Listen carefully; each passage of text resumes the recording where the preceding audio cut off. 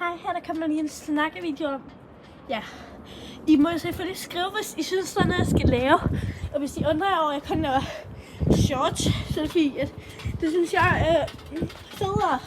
Så laver jeg bare alle mulige ting. I må skrive, hvis I synes, der er noget, der skal være på min YouTube-kanal. Jeg laver danse, og jeg laver snakkevideoer. Sådan, hvad man kan lave, når man keder sig, og gymnastikvideoer.